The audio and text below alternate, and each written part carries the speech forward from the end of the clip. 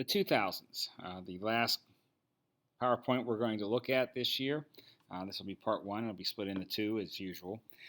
But what we're looking at is a new decade. We'll be mostly focusing on presidential elections, some different historical elections going on here. Election of 2000, Democrats nominate Bill Clinton's Vice President Al Gore. There's a picture of Al Gore. The Republicans nominate the son of former President George H. Bush, George W. Bush. He had been governor of Texas going into the 2000 election. There's a picture of George W. The Green Party nominates Ralph Nader. Ralph Nader played a big part in the election of 2000, mostly for taking some votes away from Al Gore. The Green Party, he was a good candidate. He actually wrote a book back in the 60s that led to the standardization of seat belts in American automobiles and eventually all automobiles. Bush wins the Electoral College 271 to 266. Very close election, but he lost the popular vote by about 500,000. Nader got about 2.8 million.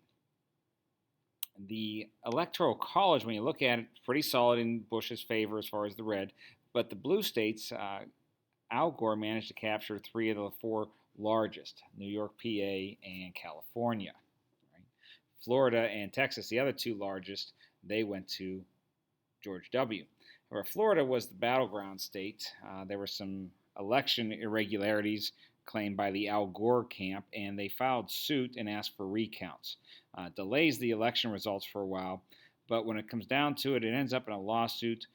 George W. wins the lawsuit, ends up at the Supreme Court, but George W. only won Florida by about 600 votes. If Ralph Nader hadn't run, a lot of his votes would have gone to Al Gore, and most probably Al Gore would have carried Florida and won the election. Now, with that being said, nobody ever mentions Tennessee. Tennessee was where Al Gore was from. That's his home state, and it was won by George W. Bush. Interesting thing about that, it's very rare for a presidential candidate to lose their home state. So there were a lot of strange things that happened in the 2000 election. All right. And there it is. Florida decided by about 600 votes. A recount goes to the Florida Supreme Court, then to the U.S. Supreme Court. It took a couple of weeks, but eventually Al Gore dropped his request for more recounts and conceded the election to George W. Bush.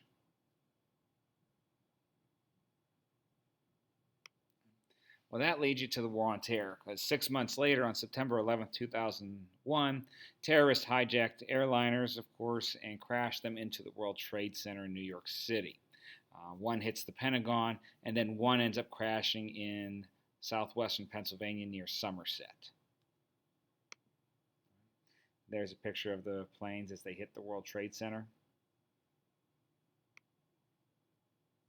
There's a picture of the damage after the one that hit the Pentagon in Washington, D.C.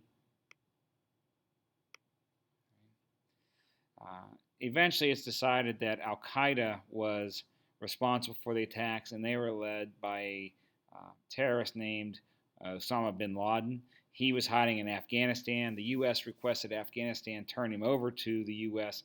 They refused, and so working with some rebels in Afghanistan, we basically invaded the country and took over. And it would take years, though, before we would catch Osama bin Laden. In early 2002, we ended up invading Iraq.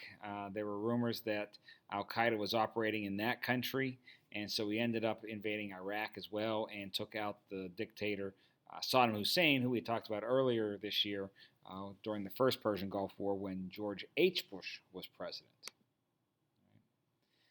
It wasn't until 2011, but Osama bin Laden was finally located, and SEAL Team 6 was sent in. He was hiding in Pakistan at that time, and he was killed on May 1st, 2011.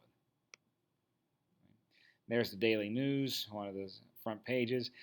Pages like that were pretty much all over the U.S. as most Americans celebrated his death.